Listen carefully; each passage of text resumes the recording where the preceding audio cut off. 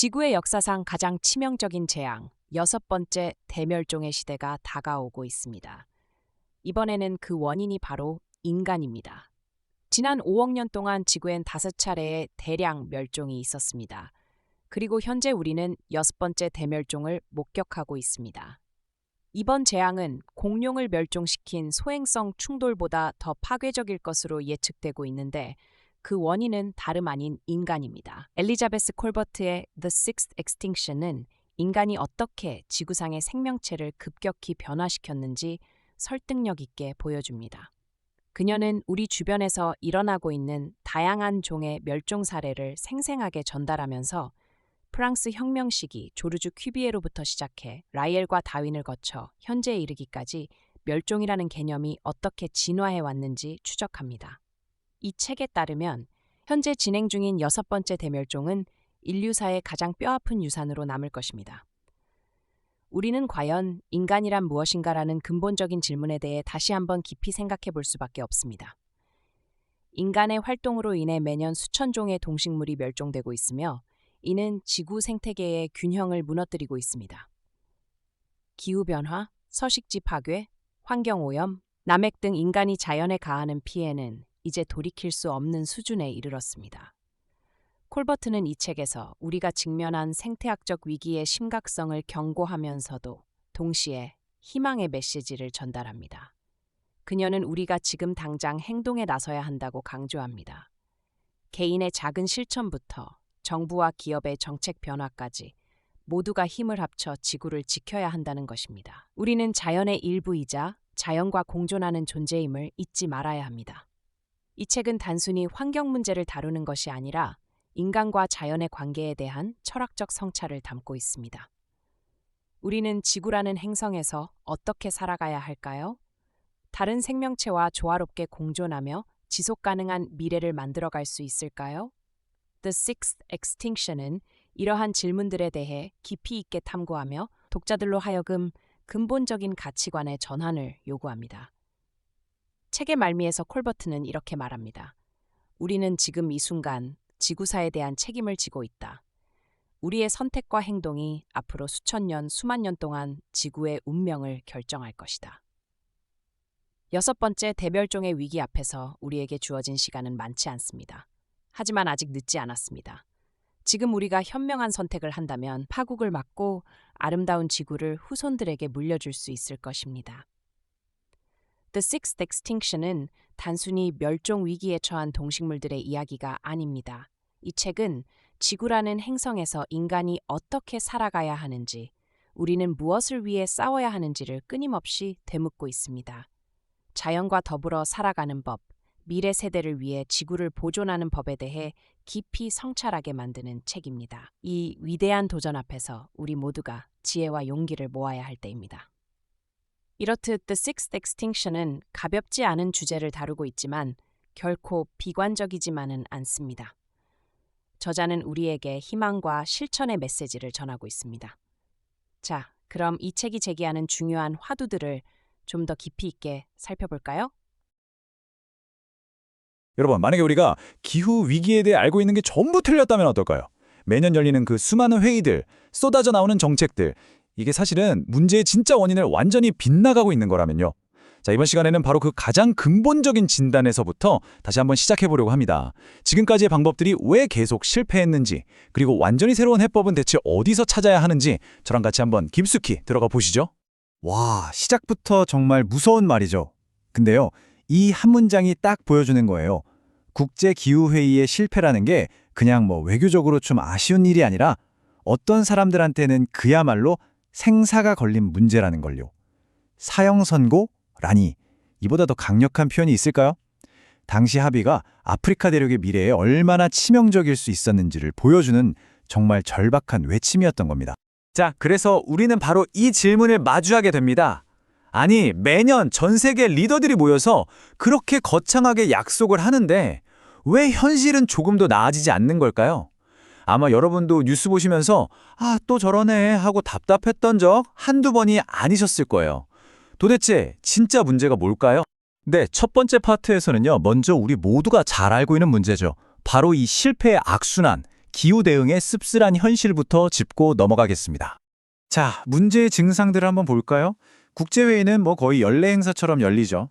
근데 그 화려한 무대 뒤에서는 거대 기업들의 로비가 정책의 발목을 딱 잡고 있고요. 미디어는 어때요? 매일같이 곧 세상에 끝날 것처럼 위기감만 부추기니까 우리는 점점 더 무력해지기만 하는 거예요. 이 모든 게 합쳐져서 결국 어떤 생각에 빠지게 되냐면 어차피 뭘 해도 소용없어. 바로 이 깊은 무력감에 빠져버리는 거죠. 그런데 말이죠. 만약 이 모든 게 그냥 증상에 불과하다면 어떨까요? 진짜 병의 원인은 전혀 다른 곳에 있다면요? 오늘 이야기의 가장 중요한 핵심이 바로 이겁니다. 우리는 애초에 진단부터 잘못 내렸다는 거예요. 진짜 문제는 공기 중에 떠다니는 이산화탄소 그 자체가 아니라 바로 자연을 바라보는 우리 머릿속의 그 사고방식이라는 거죠.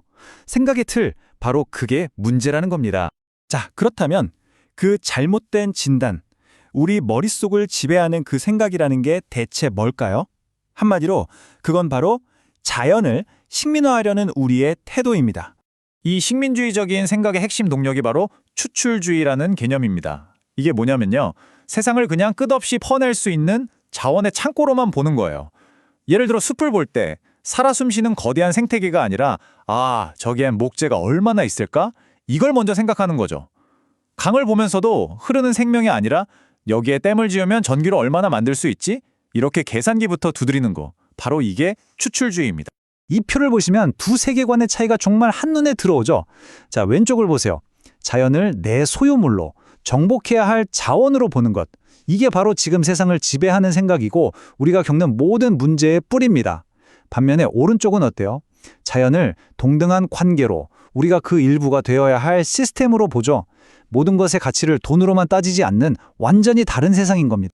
하지만 희망이 없는 건 아닙니다. 바로 여기서부터가 진짜 흥미로운 부분인데요. 이렇게 거대한 정치 시스템이 손을 놓고 있는 동안 예술가나 활동가 같은 분들이 곳곳에서 다른 미래를 꿈꾸는 실험실을 만들고 있다는 거예요. 자, 이제 문제 분석은 이쯤 하고 이 창의적인 실험들이 벌어지고 있는 현장으로 한번 들어가 보시죠. 이번에는요, 예술이 어떻게 이 거대한 시스템에 균열을 내고 우리에게 새로운 상상력을 불어넣어 주는지 정말 기발한 사례 하나를 소개해 드릴게요. 자, 이런 질문 한번 던져볼까요? 만약에 이 시스템을 밖에서 부수려고 하는 대신에 바로 그 시스템이 만든 규칙을 역이용해서 싸울 수 있다면 어떨까요? 정말 도발적인 생각이죠? 바로 이 질문에 대한 가장 창의적인 대답 중 하나가 바로 에이미 발킨이라는 예술가의 퍼블릭 스모그라는 프로젝트입니다. 이 프로젝트의 아이디어가 정말 기가 막힙니다. 한번 들어보세요. 첫 번째, 이 사람도 똑같이 시장에 들어가서 오염을 배출할 수 있는 권리, 그러니까 탄소 배출권을 돈 주고 삽니다. 두 번째, 그렇게 산 배출권을 사용하지 않고 그냥 없애버리는 거예요. 그럼 어떻게 될까요? 어떤 기업이 오염시킬 수 있었던 기회 하나가 그냥 영원히 사라져버리는 거죠. 그리고 마지막, 정말 멋진데요. 바로 그만큼 깨끗해진 하늘의 한 공간을 눈에 보이지 않는 공원으로 선포해버리는 겁니다. 프로젝트 홈페이지에 있는 이 한마디가 모든 걸 설명해주죠. 말 그대로 전 세계 시민들이 시장에 가서 돈으로 하늘을 다시 사오자는 거예요. 하늘마저 사고 파는 상품이 되어버린 이 세상에서 바로 그 시장의 논리를 가지고 하늘을 우리 모두의 것으로 되찾아오자는 아주 통쾌한 선언인 셈이죠. 물론 이거 하나 한다고 기후변화가 해결되겠어? 라고 생각하실 수도 있어요. 맞습니다. 하지만 이 프로젝트의 진짜 힘은 거기에 있는 게 아니에요. 중요한 건 이런 기발한 시도가 우리 머릿속에 이런 방법들이 있구나 하는 완전히 다른 상상을 가능하게 한다는 거죠.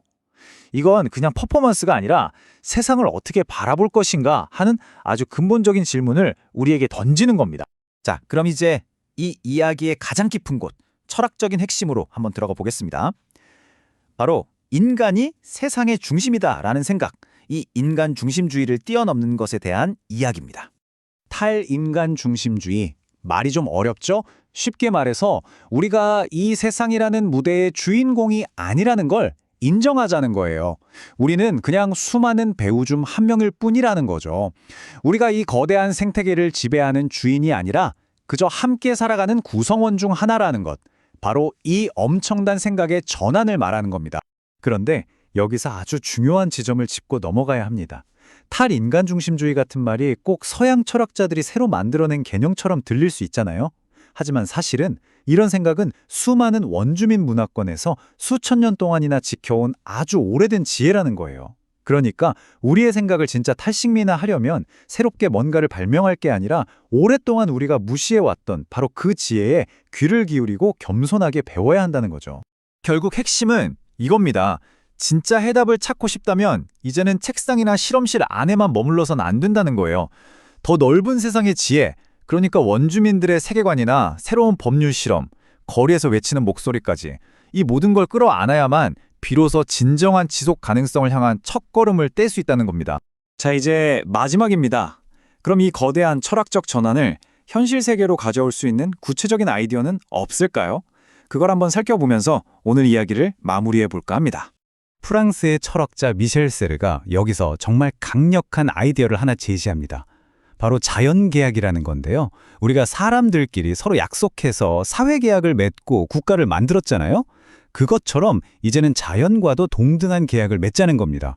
이건 정말 자연에 대한 일방적인 지배를 끝내고 자연을 권리와 의무를 가진 동등한 파트너로 인정하자는 엄청나게 혁신적인 생각인 거죠. 오늘 이야기는 이 마지막 질문을 여러분께 던지면서 마무리하려고 합니다. 만약에 말이죠. 강이 스스로를 변호하기 위해 소송을 걸고 숲이 직접 법정에 설 수 있게 된다면 세상은 어떻게 바뀔까요? 아마 산을 파헤치는 건 더 이상 개발이 아니라 폭행이라고 불리게 될지도 모릅니다. 이 엄청난 생각의 전환이 과연 어떤 새로운 세상을 열어줄 수 있을지 여러분도 한번 마음껏 상상해 보시면 좋겠습니다.